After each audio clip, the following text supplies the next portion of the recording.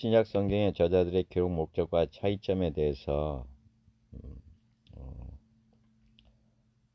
정리를 해봤습니다.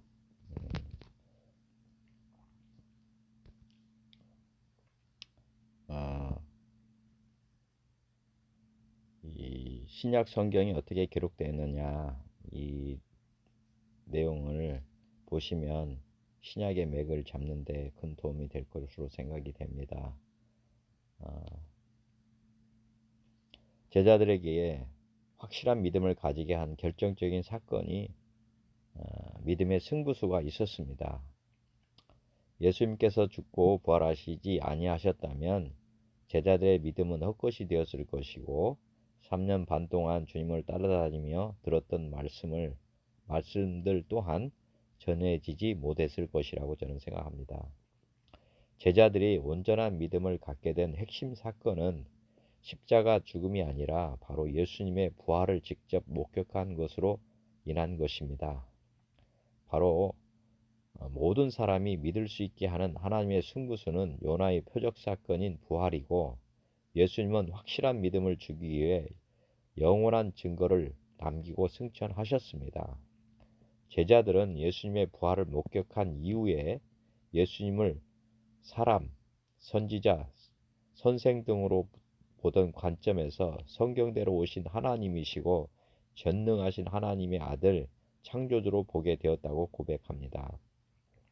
복음서와 서신서를 기록한 배경과 목적은 지금 우리에게 부활하신 예수님에 대한 믿음을 가지고 하나님의 아들로 사는 길을 안내하기 위해서 기록한 것이라고 보면 좋겠습니다. 제자들의 믿음의 승부수는 바로 부활이었습니다. 마태복음 12장에 예수께서 대답하여 이르시되 악하고 음란한 세대가 표적을 구하나 선지자 요나의 표적 밖에는 보일 표적이 없느니라. 마태복음 16장 4절에도 악하고 음란한 세대가 표적을 구하나 요나의 표적 밖에는 보여줄 표적이 없느니라 하시고 그들을 떠나 가시니라. 요나의 표적이라는 이 사건이 마태복음에만 2번 이렇게 언급을 하고 있습니다. 마찬가지로 다른 복음서에도 나타나죠. 복음서 2장에 보면 죽은 자 가운데서 살아나신 후에야 제자들이 이 말씀하신 것을 기억하고 성경과 예수께서 하신 말씀을 믿었더라. 요한복음 2장에서는 이 예수님의 제자들이 하나님의 말씀을 언제 믿었느냐? 죽은 자 가운데서 부활하신 살아나신 후에야 이렇게 하나님의 말씀을 예수님의 또 하신 말씀을 믿었다고 이렇게 기록하고 있습니다. 사도행 17장에도 이는 정하신 사람으로 하여금 천하를 공의로 심판할 날을 작정하시고 이에 그를 죽은 자 가운데서 다시 살리신 것으로 모든 사람에게 믿을 만한 증거를 주셨음이니라 하니라. 요한복음 17장 30절 31절을 한번 보시면 제자들의 믿음의 승부수는 바로 부활이었다고 하는 것을 명확히 하고 있습니다. 또 아브라함의 믿음의 승부수도 어떻게 보면 부활입니다. 우리 아브라함이라 하면 믿음의 조상이라고 하는데 이 믿음의 조상 또한 승부수는 바로 독자 이삭을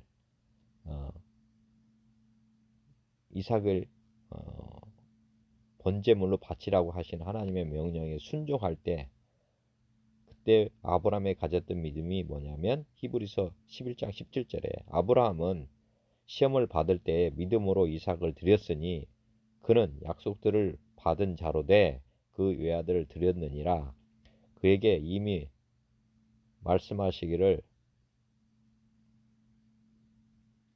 내 자손이라 칭할 자는 이삭으로 말미암으리라 하셨으니 그가 하나님이 능히 이삭을 죽은 자 가운데서 다시 살리실 줄을 생각한지라. 비유컨대 그를 죽은 자 가운데서 도로 받은 것이니라. 아브라함의 믿음도 사실은 이런 믿음이 있었기 때문에 아들 독자를 하나님께 번제물로 바치는 행동을 했다고 하는 것입니다. 부활, 이삭을 죽여도 하나님이 다시 자기에게 살아나게 하실 거라는 믿음을 가졌다는 것입니다. 부활하신 예수님이 직접 성경을 풀어 설명해 주신 내용들이 나옵니다. 즉 누가복음에 보면 엠마오로 가는 두 제자에게 나타납니다. 예수님께서. 그리고 그들과 동행하시면서 어떤 내용이냐면 제자 중에 한 사람이 글로바라는 사람이죠. 그러면서 글로바에게 하신 말씀, 책망하는 말씀이 뭐냐면 나사렛 예수의 이르니 그는 하나님과 모든 백성 앞에서 말과 능에 능하신 선지자. 이거를 이렇게 예수님에 대해서 이분들이 선지자로 봤습니다. 근데 예수님께서 이제 그들을 깨우치는 내용이 뭐냐면 책망하죠. 선지자들이 말하는 모든 것을 마음에 더디 믿는 자들아. 이렇게. 즉 예수님께서 즉 구약의 말씀을 더디 믿는 사람들이다. 알지 못한다 이 말씀이죠. 왜냐하면 무덤에 갔던 여자들이 살아났다, 천사들 나타남을 보았다 했는데도 이들이 지금 엠마오로 내려가는 이유는 뭡니까? 이들 또한 빈 무덤, 즉 이 여자들의 말을 믿지 않고 지금 가고 있었기 때문에 하나님이 이 마음에 더디 믿는다라고 이렇게 말씀하신 거고, 그 다음에 보시면은 예수님께서 친히 뭐를 하셨냐면 모세와 모든 선지자의 글로 시작하여 모든 성경에 쓴 바 자기에 관한 것을 자세히 설명하셨다. 즉 제자들에게 구약의 말씀이 이루어졌다고 하는 것을 직접 이렇게 깨우쳐 주신 것입니다. 교육을 시켜 주신 것이죠. 우리가 예수님을 우리 노력으로는 알 수 없기 때문에 부활하신 주님께서 친히 이렇게 말씀하셨다. 그래서 이제 제자들이 성경을 기록한 것이 거라고 보면 될 것 같습니다. 부활하신 후에서 성경을 믿고 성경을 기록하게 되었다. 그 배경을 정확하게 하시면 사복음서와 서신서들을 이해하는 데 큰 도움이 될 것이라고 생각합니다. 그래서 그들의 눈이 밝아져 알아보게 되는 거죠. 그리고 여기 깨달음이 있었다고 하는 것이죠. 보면 우리에게 말씀하시고 우리에게 성경을 풀어주실 때에 우리 속에서 마음이 뜨겁지 아니하다. 우리가 복음을 증거하고 전파할 때도 사실은 믿지 못하는 사람들에게는 이 말씀이 깨달아져야 됩니다. 성경을 잘 풀어서 설명을 하게 되면 사람들이 두 제자와 같이 이런 깨달음이 오게 된다는 것도 참고하시면 좋을 것 같습니다. 부활하신 주님을 목격한 마태복음의 특성을 보시면은 이제 마태가 이 복음서를 쓸 때에는 부활하신 주님을 목격한 이후에 기록한 것이기 때문에, 그리고 성경을 아까 글로바에게 한 것처럼 제자들에게도 이 말씀을 다 풀어주셨다고 보시면 좋을 것 같습니다. 그렇기 때문에 마태는 유대인들을 위해서 이 성경을 기록했고, 예수님이 부활하신 후 제자들에게 찾아오셔서 자신이 구약의 시편과 모세오경, 예언서에 기록된 말씀을 직접 깨우쳐 주셨기 때문에 마태는 구약의 말씀을 믿는 유대인들에게 이 사실을 전하기 위해서 구약의 예수님을 따라다니며 본 사실들을 구약의 예언의 말씀을 인용하면서 마태복음을 이렇게 기록한 것입니다. 그래서 핵심은 이 구약의 가장 키워드는 성경대로.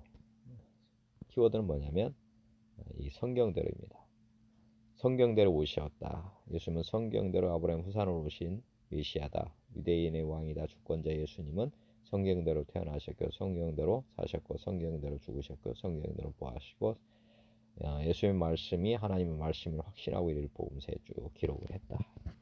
이렇게 보시면 됩니다. 그래서 구약은 성경대로 오신 예수님이시다 하는 이 내용이 마태복음이라고 보시면 좋을 것 같습니다. 성경대로 외시는 아까 같이 구약 마태복음 1장에 보면 예수님은 성경 예언대로 아브라함의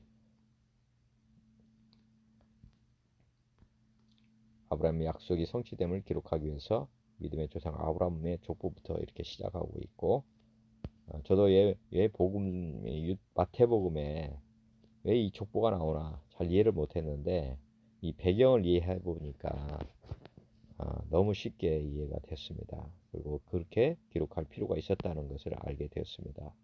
그래서 마태복음 1장 아브라함과 다윗의 자손 예수 그리스도의 계보라. 또 베들레헴에서 태어난 내용도 이는 선지자 이렇게 기록된 바. 26장에도 뭐 이런 내용들이 곳곳에 이렇게 나옵니다. 유대인들을 위해서 기록됐다는 것이죠. 유대인들을 위해서, 선지자들을 위해서 기록된 바.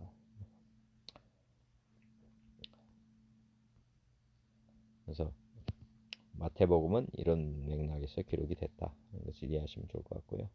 그 다음에 마가복음은 부활하신 주님을 목격한 마가복음의 특성은 뭐냐면 하나님의 아들 전능자가 오셨다 가셨다 이렇게 보시면 되겠습니다. 즉 마가는 하나님의 아들, 그 다음에 전능자 오셨다 가셨다. 사람의 아들이 아니라 하나님의 아들이 왔다 갔다 뭐 이런 내용으로 기록했다 보시면 되겠고요. 마가복음은 베드로에게 찾아온 부활하신 예수를 만난 후 이분이 전능하신 하나님의 아들이라는 확신을 가지게 되었다고 봅니다. 베드로의 영적 아들인 그 또한 그 영향으로 예수님은 하나님의 아들, 이적과 기적을 베푸시는 전능하신 하나님이심을 확신하고 이를 세상에 알리기 위해 마가복음을 기록했다고 봅니다.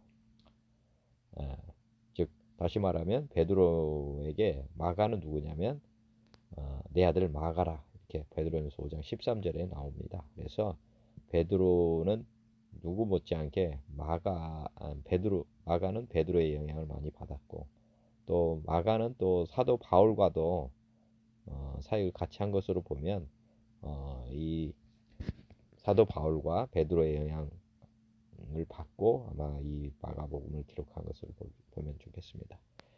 핵심이 뭐냐면 사람으로 태어나셨지만 예수님은 사람이 아들이 아닌 전능하신 하나님이 아들이라 기록하며 복음의 시작을 했습니다.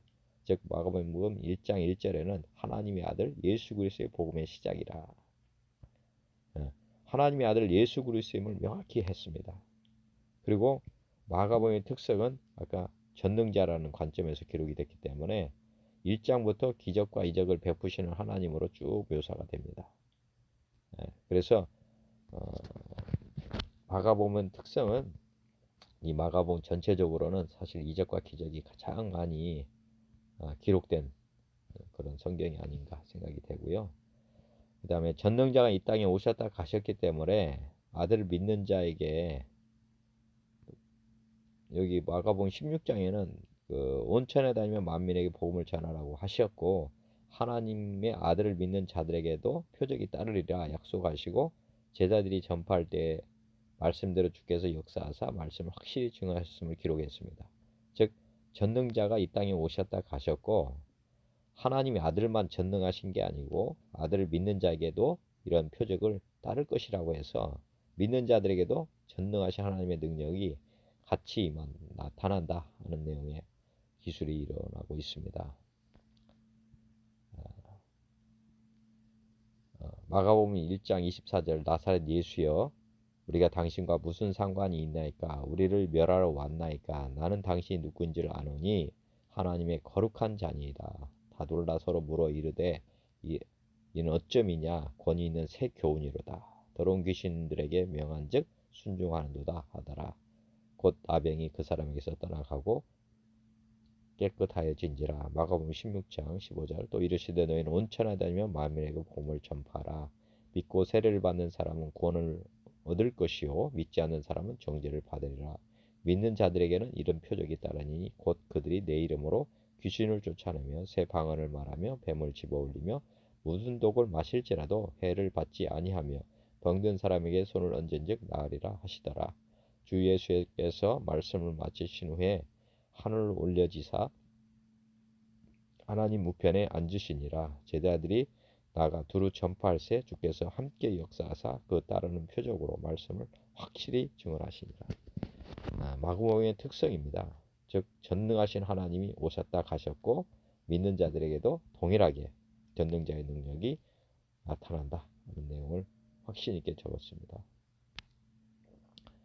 이 부활하신 주님을 목격한 누가복음의 특성을 보면 부활은 모든 사람이 믿을 수 있는 증거, 역사적 사실을 기록했습니다. 누가복음은 누가라고 하는 분이 누구냐면은 사도 바울의 영향을 많이 받은 사람이라고 보시면 되겠습니다. 그리고 누가복음과 사도행전은 전반부, 후반부 이런 내용으로 아마 누가가 다 기록한 걸로 추정이 됩니다. 보면 부활하신 주님을 만났던 사도 바울은 그의 동역자 누가를 통해 예수님의 탄생과 생애, 죽으심과 부활이 모두 믿을 수 있는 역사적 사실이다. 즉 여기 승천, 부활, 승천 이 모두가 믿을 수 있는 역사적 사실임을 강조하며 전반부 누가복음과 후반부 사도행전을 기록했습니다. 특히 부활은 유일한 역사적 사실이면서도 모든 사람이 믿을 수 있고 성경을 다 믿게 하는 증거라고 기록했습니다. 핵심을 보면 역사적으로, 즉 예수님의 생애 이전부터 출생과 승천, 모순절, 성령 임하시는 일까지의 일을 순서적으로 기록, 모세우경과 짝을 이루는 복음서라고 보시면 좋겠습니다. 모세우경이 역사잖아요. 마찬가지로 누가복음이 이제 어떻게 보면 예수님의 생애를 순서적으로 기록을 했기 때문에 모세우경과 이렇게 짝이 이루어지는 그런 그림자라고 하면 모세우경의 본체는 누가복음이라고 이렇게 보시면 좋을 것 같습니다. 그래서 누가복음만 사실은 세례 요한의 탄생부터 그다음에 예수님이 생애를 출발하는 그런 내용들이 딱 나오는 내용이 누가복음입니다. 역사적 사실을 듣고 살펴서 기록함에 따라서 예수님과 동행하던 사람들, 즉 목격자나 증거, 사실이라는 표현이 나타납니다. 누가복음 4장의 족보는 마태복음 1장에 나오는 아브라함부터 예수님까지 족보가 아니라 예수님부터 위로는 하나님까지 이어지는 족보를 기록하여 하나님이 우리의 아버지로서 모든 사람을 믿게 하는 계획을 가지고 있음을 이방인들에게도 전하기 위해서 누가복음을 기록한 것으로 저는 있습니다. 누가복음 1장 이렇게 보시면 우리 중에 이루어진 사실에 대하여 처음부터 목격자와 말씀에 일꾼된 자들이 전하여준 그대로 내력을 저술하고 부르는 사람들이 많은지라 그 모든 일을 근원부터 자세히 미루어 살핀 나도 대비로 각각에게 차례대로 써보내는 것이 좋은 줄 알았노니 이는 각각 알고 있는 말을 더 확실하게 하려 함이로라. 누가복음 24장 마지막 장에는 또 이르시되 이같이 그리스도가 고난을 받고 제3일에 죽은 자 가운데서 살아날 것과 또 그의 이름으로 죄사함을 받게 하는 회개가 예수님을 시작하여 모든 족속에게 전파될 것이 기록되었으니 너희는 이 모든 일의 증인이다. 이렇게 증인이다. 역사적 관점에서 쭉 이렇게 기술을 하고 마치고 있습니다. 사도행전에는 벨빌러 각하여 내가 먼저 쓴 글에는 무릇 예수께서 행하시며 가르치기를 시작하신부터 그가 택하신 사도에게 성령으로 명하시고 승천하신 날까지의 일을 기록하였노라. 그가 고난받은 신 후에 또한 그들에게 확실한 많은 증거로 친히 살아계심을 나타내사 40일 동안 그들에게 보이시며 하나님 나라의 일을 말씀하시니라. 항상 우리와 함께 다니던 사람 중에 하나를 세워 우리와 더불어 예수께서 부활하심을 증언할 사람 마띠아를 이렇게 뽑는 배경도 이렇게 기록을 하고 있습니다. 증언할 사람을 뽑는다는 것이죠. 모든 사람이 믿을 수 있는 증거로 믿어야 하는 이유 한번 제가 정리해 봤는데요. 십자가에 죽으시고 부활하신 하나님은 능력으로 하나님의 아들로 인정되었습니다. 로마서 1장 4절에 성경 내용으로는 죽은 자들 가운데서 부활하사 능력으로 하나님의 아들로 선포되셨으니 곧 우리 주 예수 그리스도시니라. 어떻게 죽었는가가 중요한 것이 아니라 누가 죽었는가가 중요합니다. 부활로 십자가에 죽으신 분은 하나님의 아들임이 확증되었고 예수님이 십자가상에서 흘리신 피는 영원하신 하나님의 아들의 피가 되고 영원하신 피가 되기 때문에 하나님의 피임으로 한 사람의 죄만이 아니라 모든 인류의 죄를 짊어질 수 있는 능력의 피, 영원히 우리의 모든 죄를 사해주는 용서의 피임이 확증이 됩니다. 부활하신 증거가 믿어질 때 근원적인 죄가 무엇인지를 깨닫게 되고 살아계신 하나님이심이 확증이 되며 성경과 예수의 말씀들이 하나님의 말씀이고 성경이 하나님의 책이 되며 성경을 의심 없이 다 믿을 수 있게 됩니다. 그래서 모든 사람이 믿을 수 있는 이 증거라고 하는 요나의 표적은 어떻게 보면 믿음의 승부수입니다. 하나님께서 우리에게 이 성경을 그는 성경뿐만 아니라 인류의 모든 문제에 대한 해답이 바로 이 부활하신 증거를 통해서 믿음을 가지게 될 때 다 풀어진다고 하는 놀라운 어떻게 보면 그리스도의 심장이 된다고 하는 것이고 그리스도인의 심장입니다. 이 부활 사건은 모든 사람들이 확실한 믿음을 가지고 또 살아계신 영원히 살아계신 하나님이심을 또 바라보면서 또 이분이 창조주의라고 하는 확증적인 증거를 가지고 믿음을 가지고 가기 때문에 모두가 다 사명자가 되고 또 우리 예수님의 제자들과 같이 순교할 수 있는 믿음의 기반이 될 수가 있다고 하는 것입니다. 그래서 부활 증거로 꼭 믿어야 합니다. 그렇지 않다면 우리의 믿음은 언제든지 무너질 수 있다고 하는 것을 명심했으면 좋겠고 이 누가복음과 사도행전을 아까 이 증거 중심으로 기록된 이 복음서이기 때문에 한번 이 관점에서 한번 잘 보셨으면 좋겠다 하는 생각이 듭니다. 확실한 많은 증거로 친히 살아계심을 나타내사 40일 동안 그들에게 보이시며 하나님의 일을 말씀하셨다. 즉 제자들의 믿음을 마지막까지 세워주고 가셨습니다. 그리고 성경의 예언대로 성경대로 전능자 이런 모든 것들이 어떻게 보면 부활하신 후 예수님이 제자들의 믿음을 굳건하게 세워주시고 가셨기 때문에 이 복음서도 서신도 이렇게 기록이 된 걸로 봅니다. 사도행 17장 30절 31절 다시 한번 더 강조를 드립니다. 알지 못하던 시대에는 하나님이 간과하셨거니와 이제는 어디든지 사람을 다 명하사 회개하라 하셨으니 저번에 말씀드렸지만은 하나님이 어디든지 사람에게 다 명령해서 회개하라 하셨으니 이는 정하신 사람으로 하여금 천하를 공의로 심판하느를 작정하시고 이에 저를 죽은 자 가운데서 살리신 것으로 모든 사람에게 믿을 만한 증거를 주셨다. 우리가 믿음을 가진다고 하는 것이 이 증거를 가지고 믿는다고 하는 또 하나님께서는 우리에게 증거를 주시고 믿음을 가지게 하신다고 하는 것을 꼭 명심할 필요가 있습니다. 즉 예수님 외에 하나님 외에는 우리에게 믿을 만한 증거를 주는 신이 없습니다. 그것만 분명히 아시면 우리가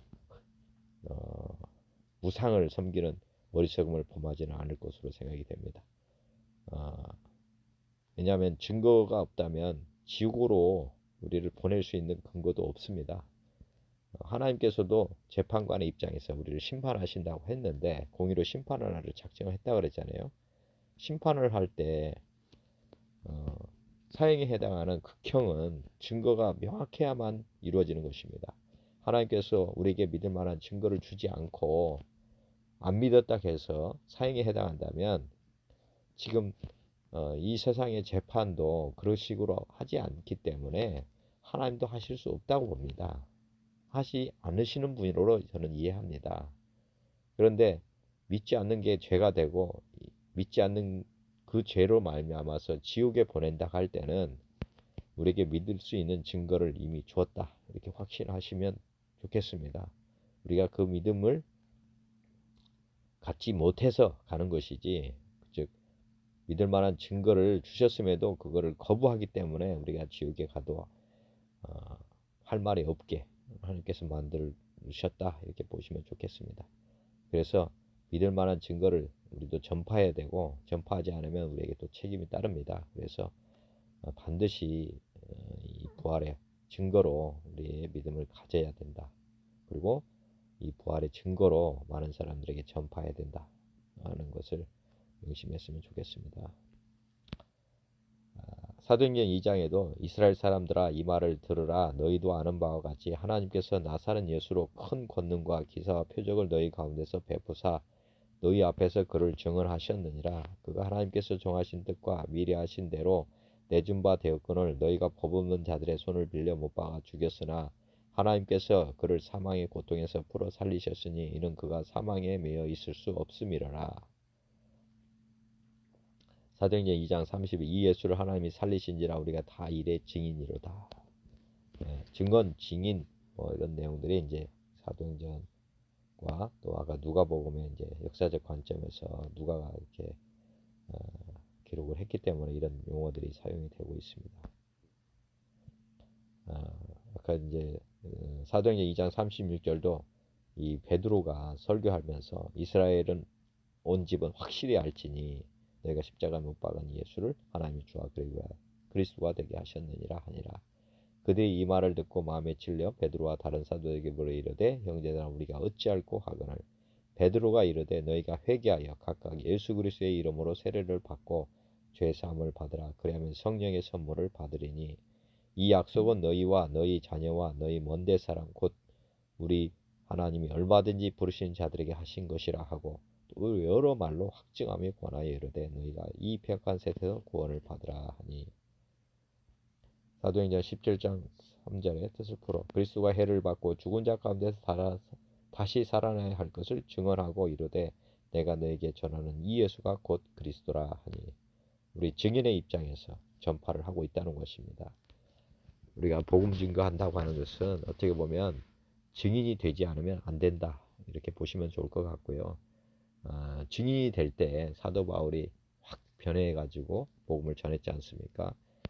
예수님을 만나지 못했다면 증인이 아닙니다. 우리가 복음을 전파한다고 하는 것은 우리가 증인으로서 나서야 되기 때문에 반드시 모든 사람이 믿을 만한 증거, 부활을 확증한 후에 해야 할 일입니다. 그렇지 않으면 거짓 증인이 되기 때문에 우리의 복음이 어떻게 보면 한계가 있다 그렇게 보시면 되겠습니다. 부활하신 주님을 목격한 요한복음의 이제 한번 특성을 보면은 이제 요한이 기록한 성경이 요한복음, 요한 1, 2, 3서, 요한 계시록입니다. 같이 보시면 좋을 것 같습니다. 부활하신 예수님은 하나님이시고 말씀이 곧 하나님이시다. 이렇게 요한은 기록을 했습니다. 보시면은 부활하신 예수님을 만난 요한은 예수님이 하나님의 하신 말씀과 성경의 말씀을 다 믿게 되면서 예수님이 하나님이심과 말씀이 곧 하나님이시며 예수님이 우리와 어떤 관계가 있는지를 상세하게 요한복음과 요한 1, 2, 3서 계시록 등에 기록하였습니다. 핵심은 뭐냐면 예수는 왕이며 하나님의 아들이다. 그리스도이다. 그리스도는 구원을 베푸실 사람, 도움을 줄 사람, 해방시켜 줄 사람을 의미합니다.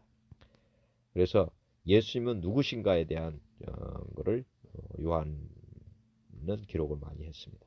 예수님은 생명의 떡이다. 예수님은 세상의 빛이다. 예수님은 선한 목자로 우리는 그의 양이다. 예수님은 부활이요 생명이다. 나는 참 포도나무요 내 아버지는 농부다. 나는 포도나무요 너희는 가지다. 예수님은 곧 길이요 진리요 생명이다. 예수님은 양의 문이다. 예수님은 사랑이다. 예수님은 다시 오는 주 심판의 주이시다. 즉 요한이 요한복음을 기록하는 이유는 어떻게 보면 부활하신 후에 요한은 하나님이 누구신가에 대한 것을 기록을 했습니다. 그리고 예수님과 우리와 어떤 관계가 되느냐 이런 내용에 포커스를 맞춰서 초점을 맞추어서 쭉 기록을 했습니다. 그래서 하나님이 누구신가에 알고 싶으면 이 요한복음을 깊이 묵상하시면 큰 도움이 됩니다. 요한복음 8장 24절에 보면 그러므로 내가 너에게 말하기를 너희가 너희 죄 가운데 죽으리라 하였노라. 너희가 만일 내가 그인 줄 믿지 아니하면 너희 죄 가운데서 죽으리라. 그들이 말하되 내가 누구냐? 예수께서 이르시되 나는 처음부터 너희에게 말해온 자니라. 내가 너에게 대하여 말하고 판단할 것이 많으나 나를 보내신 이가 참되심에 내가 그에게 들은 그것을 세상에 말하노라 하시되 예수께서 이르시되 너희가 인자를 든 후에 내가 그인 줄 알고 또 내가 스스로 아무것도 하지 아니하고 오직 아버지께서 가르치신 대로 이런 것을 말하는 줄도 알리라. 요한복음 2장 20절에 죽은 자 가운데 살아있는 주야 제자들이 이 말씀하신 것을 기억하고 성경과 예수께서 하신 말씀을 믿었더라. 즉 예수님이 누구인지를 알지 못하면 너희가 죄 가운데 죽는다고 하는 것. 그래서 요한은 예수님이 누구신지에 대한 초점을 가지고 맞춰서 기록을 쭉 하신 것입니다. 요한복음 1장에 시작을 보시면 태초에 말씀이 계시니라 말씀이 이 말씀이 하나님과 함께 계셨으니 이 말씀은 곧 하나님이시다. 이렇게 명확하게 말씀이 하나님이다. 이렇게 명확하게 적었습니다. 또 그가 태초에 하나님과 함께 계셨고 만물이 그로 말미암아 지은 바 되었으니 창조주이시다. 이렇게 적었고요. 지은 것이 하나도 그가 없이 된 것이 없느니라. 말씀이 육신이 되어 우리 가운데 거하심에 우리가 그의 영광을 보니 아버지의 독생자의 영광이요 은혜와 진리가 충만하더라. 요한복음 21장 마지막에 보면 예수께서 제자들 앞에서 이 책에 기록되지 아니한 다른 표적도 많이 행하셨으나 오직 이것을 기록하면 너희로 예수께서 하나님의 아들 그리스도이심을 믿게 하려 하며 너희로 믿고 그 이름을 힘입어 생명을 얻게 하려 함이라. 요한의 초점은 처음부터 끝까지 하나님의 아들 그리스도가 되는 예수님이 누구냐 하는 부분에 초점을 맞췄다고 하면 되겠습니다. 그래서 예수 그리스도가 누구냐를 명확하게 알고 믿는 것이 우리가 생명을 얻게 되는 것입니다. 예수님이 누군지를 정확하게 모르고 믿으면 어떻게 보면 큰 유익이 없다. 그렇게 보시면 되겠습니다. 요한 1서에도 보면 태초부터 태초에 있는 생명의 말씀에 관한 우리가 들은 바요 눈으로 본 바요 자세히 보고 우리 손으로 만진 바라. 그리고 이제 예수님에 대해서 이렇게 묘사를 한 거죠. 이 생명이 나타나신 바 된지라 이 영원한 생명을 우리가 보았고 증언하여 너에게 전하노니 이는 아버지와 함께 계시다가 우리에게 나타나신 바 된 이시니라. 요한 1, 2, 3서에도 1서에도 나오고 요한 1서 4장에는 하나님이 우리를 사랑하시는 사랑을 우리가 알고 믿었노니 하나님은 사랑이시다. 사랑 안에 거하는 자는 하나님 안에 거하고 하나님도 그의 안에 거하신다. 하나님은 사랑이라고 하는 내용을 요한 1서에서 또 언급을 하고 있습니다. 하나님이 누구신지. 그 다음에 요한 1서 5장 6절에는 이는 물과 피로 임하신 이시니 곧 예수 그리스도라. 물로만 아니요 물과 피로 임하셨고 증언하니 성령이시니 성령은 진리니라. 증언한 이가 셋이니 성령과 물과 피라. 또한 이 셋은 합하여 하나이니라. 만일 우리가 사람들의 증언을 받을진대 하나님의 증거는 더욱 크도다. 하나님의 증거는 이것이니 그의 아들에 대하여 증언하신 것이라. 하나님의 아들을 믿는 자는 자기 안에 증거가 있고 하나님을 믿지 아니하는 자는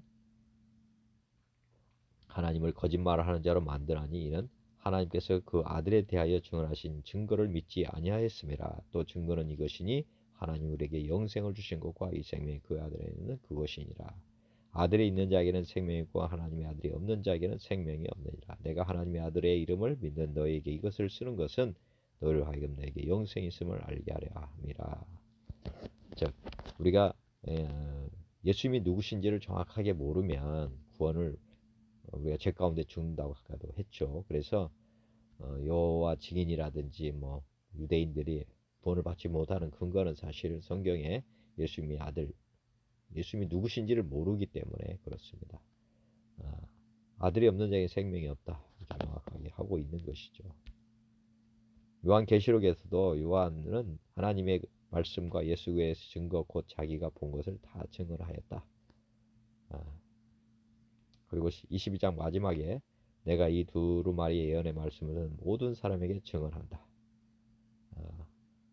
요한은 사실은 예수님이 누구신지에 대한 포커스를 맞춰서 심판주라고 하는 것까지 하나님께서는 계시해 주셨습니다. 그래서 요한을 통해서 예수님이 누구신지 어떤 분이신지를 명확하게 할 때 우리가 믿음을 견고하게 세울 수 있다. 이렇게 보시면 좋겠습니다. 요한복음 17장에 영생은 곧 유일하신 참 하나님과 그가 보내신 자 예수 그리스도를 아는 것이다. 영생이라고 하는 것이 즉 하나님만 아는 것이 아니고 예수를 아는 것이다. 요한복음 20장에도 오직 이것을 기록하면 너희로 예수께서 하나님의 아들 그리스도임을 믿게 하려 하며 너희를 믿고 그 이름을 힘입어 생명을 얻게 하려 합니다. 사도행 5장에 그들이 날마다 성전에 있든지 집에 있든지 예수는 그리스도라 가르치기와 전도하기를 그치지 아니하니라. 즉 우리가 예수님이 누구신가에 대한 것을 가르치고 전도를 해야 된다 하는 것입니다. 부활하신 주님을 목격한 베드로 전후서 특성이에요. 베드로는 아까 이제 요한복음 복음서와 그 다음에 뒤에 나와 있는 이제 저자들이 크게는 복음서 저자들과 베드로, 바울과 그다음에 베드로, 그다음에 야고보, 유다 이렇게 나오는 거죠.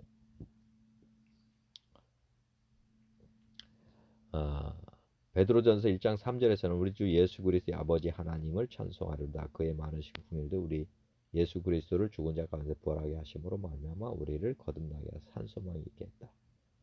부활하신 예수님은 우리에게 산소망을 주시고 유업을 있게 하시는 분이시다. 이런 내용을 이렇게 베드로는 전하고 있습니다. 우리에게 유업을 있게 하시나니. 그 다음에 오직 주의 말씀 세세토록 있다 했으니 너에게 전한 복음이 곧 이 말씀이다. 우리가 복음의 영원히 쇠하지 않는다는 것이고요. 또 베드로는 우리에게 너희는 택하신 족속의 왕 같은 제사장이다. 거룩한 나라의 그의 소유가 된 백성이다. 마가와 베드로 전후서는 사실은 하나님도 전능하시지만은 우리 믿는 사람이 누구이냐에 대한 포커스를 맞춰서 기술을 하고 있다고 보시면 되겠습니다. 우리가 하나님의 유업을 잇는 자가 되고 또 택하신 족속 왕 같은 제사장 거룩한 나라 그의 소유가 된 백성이다. 우리 믿는 자들도 어떤 신분이라고 하는 것을 명확하게 해주고 있는 말씀이 바로 베드로 전후서. 한번 더 다시 이런 관점에서 한번 더 보시면 좋을 것 같습니다. 베드로전서 2장 24절에도 친히 나무에 달려 그 몸으로 우리 죄를 담당하셨으니 이는 우리로 죄에 대하여 죽고 의에 대하여 살게 하려 하심이라. 그가 채찍에 맞음으로 너희를 마음으로 넣었다. 또 베드로전서 5장 10절에는 모든 은혜 하나님 곧 그리스도 안에서 너희를 부르사 자기의 영원한 영광에 들어가게 하신 이가 잠깐 고난을 당한 너희를 친히 온전하게 하시며 굳건하게 하시며 강하게 하시며 터를 견고하게 하시리라. 권능이 세서 무토록 그에게 있을지어다. 즉 베드로 전후서를 쭉 다시 한번 쭉 살펴보시기 바랍니다. 하나님도 전지전능하시고 우리도 어떠한 존재다. 우리 사람도 어떠한 존재다. 우리에게 소망을 주시고 있다. 하나님께서 부활의 산소망. 그리고 우리가 거듭난 것은 썩어질 씨로 된 것이 아니요 썩지 않을 씨로 된 것이니 살아있고 항상 있는 하나님의 말씀으로 되었다. 하는 내용들 한번 쭉 묵상하시면 좋을 것 같습니다. 베드로후서 1장에서도 예수 그리스도 종이며 사도인 시몬 베드로는 우리 하나님과 주 예수 그리스도의 이름을 을을 힘입어 동일하게 보배로운 믿음을 우리와 함께 받은 자들에게 편지한다. 베드로서 3장인 사랑하는 자들아 내가 이제 이 둘째 편지를 너에게 쓰노니 이 두 편지로 너희의 진실한 마음을 일깨워 생각나게 하여 곧 거룩한 선지자들이 예언한 말씀과 주 대신 구주께서 너희 사도들로 말미암아 명하신 것을 기억하게 하려 하노라. 오직 우리 주 곧 구주 예수 그리스도의 은혜와 그를 아는 지식에서 자라가라. 영광이 이제와 영원한 날까지 그에게 있을지어다. 계속해서 반복적으로 말씀드리지만은 우리가 믿는 사람이 어떤 존재여야 된다고 하는 것을 명확하게 하고 있습니다. 그러니까 우리가 하나님의 아들을 이제 대신해서 사는 양자들 아닙니까? 그렇기 때문에 우리가 예수님과 같이 믿음이 자라가서 이 땅에 많은 사람들을 주님께로 인도해야 될 사명자들이 되어야 한다 하는 내용들이라고 보시면 되겠습니다. 야고보는 이제 예수님의 형제인데 야고보는 부활하신 예수님을 만난 이후 자신을 하나님의 형제라 하지 아니하고 종으로 표현하면서 종으로서 말씀에 순종하며 살아야 함을 야고보서에 기록했다고 보시면 되겠습니다. 그래서 예수님을 못 박아 죽인 죄인인 우리를 하나님의 양자로 받아주심에 감격하여 그리스도의 종으로 삶을 들인 야고보, 귀뚫린 종과 같이 살 것을 기록했습니다. 귀뚫린 종이라고 하는 내용을 한번 잘 생각해 보시면 출애굽기 21장 5절 만일 종이 분명히 말하기를 내가 상전과 내 처자를 사랑하니 나가서 자유인이 되지 않겠노라 하면 상전이 그를 데리고 재판장에게로 갈 것이요 또 그를 문이나 문설주 앞으로 데리고 가서 그에게 그것에다가 송곳으로 그의 귀를 뚫을 것이라 그는 종신토록 그 상전을 섬기리라. 우리가 야고보도 그랬고 베드로도 그랬고 다 자기 자신을 누구로 했습니까? 종으로 귀뚫린 종으로 내어드렸다고 보시면 되겠습니다.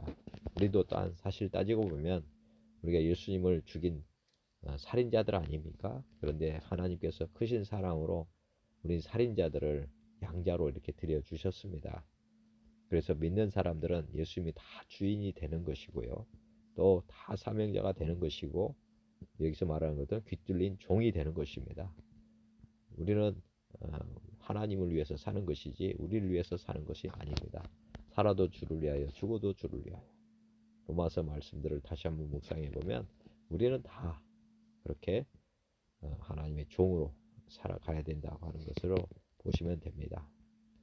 야고보서 1장에 하나님과 주 예수 그리스도의 종 야고보는 흩어져 있는 12지파에게 문안합니다. 우리가 예수님의 종, 우리는 자유의지를 다 반납한 사람들입니다. 자유인이 되지 않겠노라 이렇게 보시면 되겠습니다. 그래서 우리는 모두가 다 사명자가 되어야 되고 그리스도의 종이 되어야 하는 것입니다. 그래서 종은 행하지 않으면 종이 아니죠. 그래서 이 사도행전 야고보서는 행함이 없는 믿음은 죽었다 이런 맥락에서 또 형제인 야고보는 예수님을 가장 가까이서 많이 보셨기 때문에 누구보다 예수님의 행함으로 모든 것을 이루었다고 하는 것을 어떻게 보면 더 강조해서 야고보는 기록하지 않았나 생각이 됩니다. 믿음은 행함으로 완성이 된다. 즉 우리는 종의 위치에서 말씀을 준행해야 된다. 이렇게 결론을 짓고 있다고 보시면 좋을 것 같습니다. 여튼 준비된 말씀들 한번 다시 묵상하시면서 이 신약의 복음서들이 어떻게 해서 기록되는지를 이해하고 보시면은 아마 성경의 맥을 잡는 데 큰 도움이 될 거라고 생각이 됩니다. 이상으로 마치도록 하겠습니다. 감사합니다.